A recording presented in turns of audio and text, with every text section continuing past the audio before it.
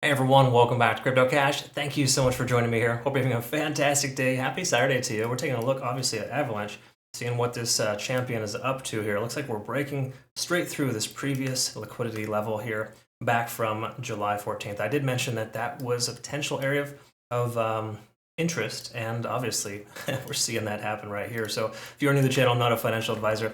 I just love teaching people to trade. I hope you can learn something here today. We're going to talk a little bit about the potential for this coin, how much further up it could go, and obviously how much lower it might pull back if it were to, right?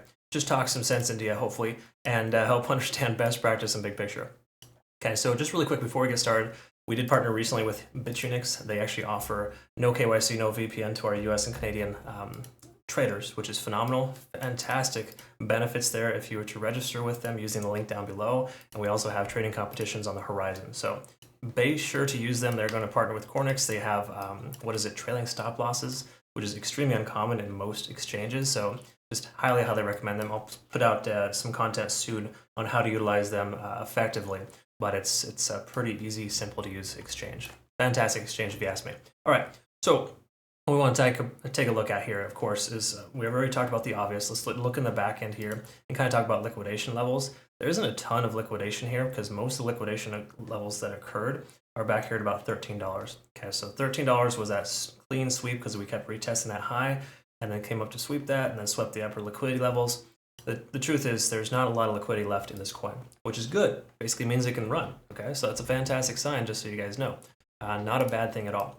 When we take a look, though, here at the daily, again, we can kind of see an insanely amount of volume coming into this coin. We can also see we've got money flow indexes remaining high. That's extremely important. Even though RSI, yes, at 85, that's typically a overextended state, doesn't truly matter. Even though we hit an overextended state here, right back there at the $11, $12 range, we swept that upper liquidity level, haven't looked back since. Okay, it's a really common characteristic. So what does that basically mean for us here? Does that mean that we're going to hit this level here, use it as a support and continue higher?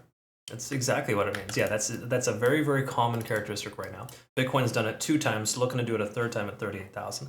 Once you sweep that upper liquidity level, there's no more resistance and the price can continue to run. Okay, so until we build a volume profile at this upper range, we can assume that that's going to happen. Okay, so let's take a quick look over here at the 4-hour time frame and kind of see what's going on. This is where things do get a little more interesting. So just to kind of zoom in on the charts here for you, let's go ahead and pull up some fibs as well, give us a worst case scenario.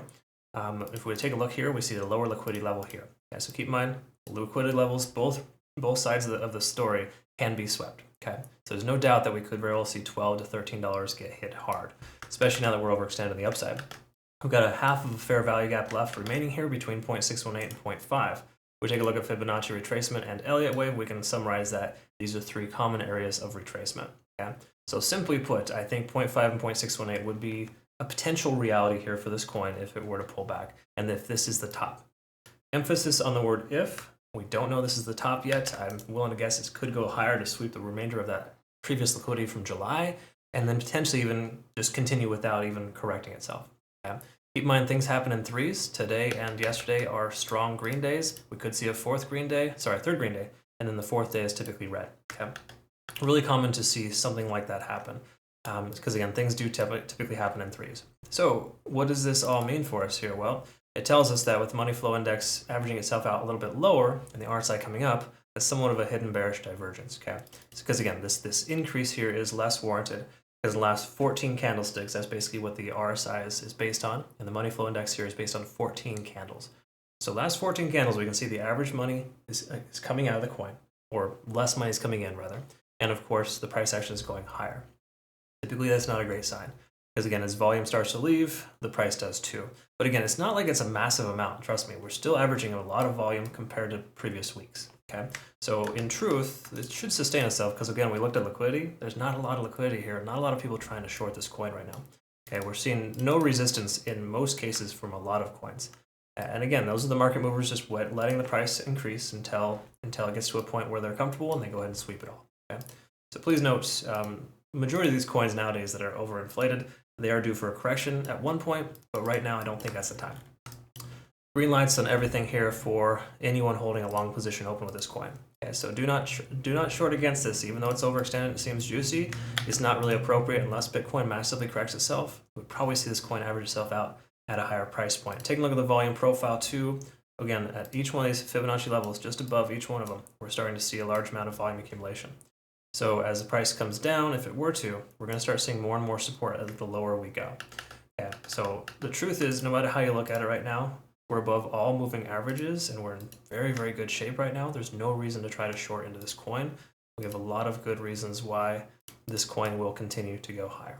Okay, so that's kind of where we're at. Those are my 2 cents. What are yours? Comment below, let us know. Like, subscribe, follow, greatly appreciate that. Again, make sure you jump on over here to Bitunix, phenomenal exchange. Excellent rewards here for registration. And be sure to use my link if you want to qualify for those things. I do look forward to work with you. Again, I'll send out my playout chart here in a moment on our Twitter, Telegram, and Discord. That's available here at Cash Trading.